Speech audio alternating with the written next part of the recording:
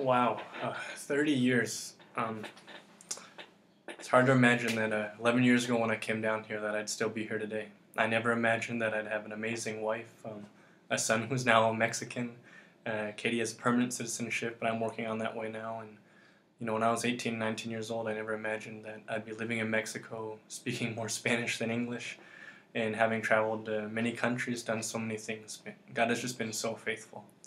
I think it was yesterday or this morning. I was even going through this. I'd been serving in YWAM Guadalajara for 10 years, and really that was over a third of my life at that time. And I started remembering some of the relationships, the memories, the things that we had gone through, what we had done. That some of the stories of couldn't speak any Spanish, living with people that only spoke Spanish. I was the only English speaker in my room with the group of guys I was living with. But I really believed God wanted me in Mexico.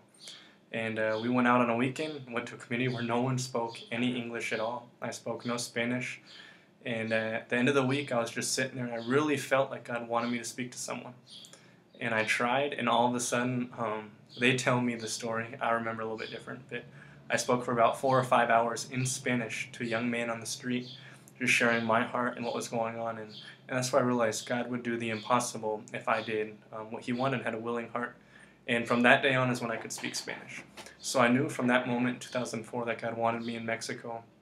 That there was a special purpose, and that it was beyond just getting to understand the culture, the language, learning to speak Spanish almost miraculously, but that for some reason my heart really, I don't know, it was broken, but also identified with the people here.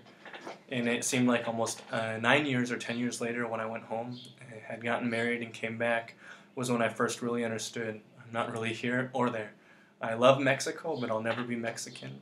I miss my family, love my family at home, but I will never be really from the United States again. My way of communicating, my friends, even my heart language, sometimes I struggle just to find an English word to really share what I want to share. So yeah, Katie this year was amazing. On my 30th birthday, had a big surprise for me. She had done, I think, like 30 different gifts, just all wrapped up with a big I love you letter. And then reading some of these cards that many of you guys had sent, I just wanted to thank you.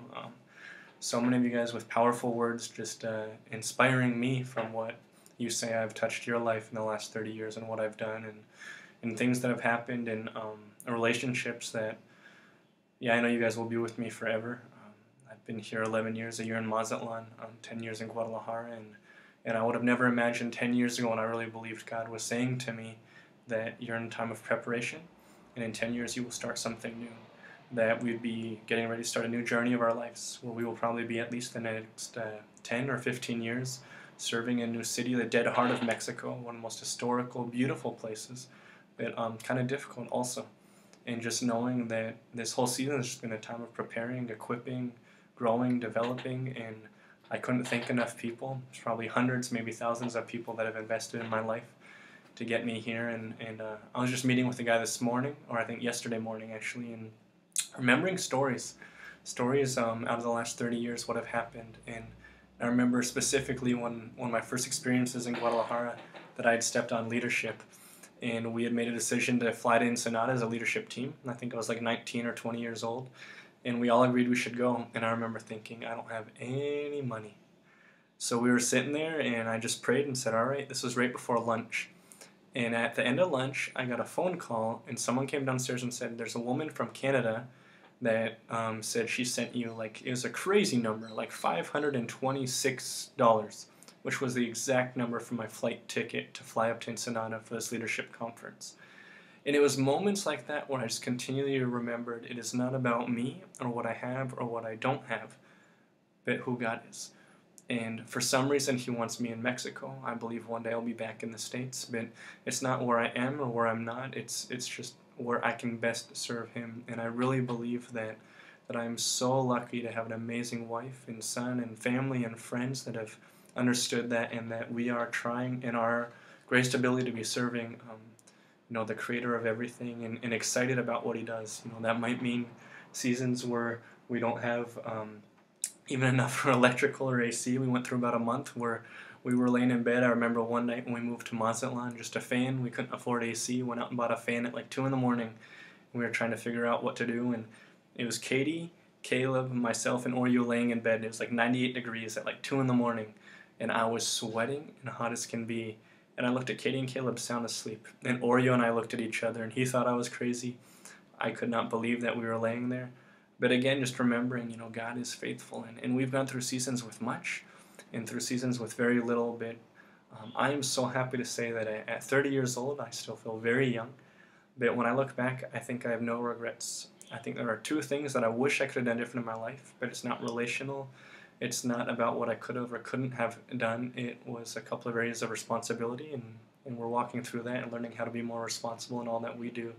But I'm so happy to say that at 30 years old, I really am just happy as can be to be where I believe God wants me, where my family's at, with wife and Katie, and being able to see our family in the States every year, being able to have family throughout the world now, every state of Mexico, in South Korea, Central America, and many things that have happened, and just understanding that if one walks where God wants us to be, that the joy that is within that, whether it's with great blessing and many, or whether it's lacking and going through difficult seasons, but growing together, iron on iron, and learning that in God nothing is impossible.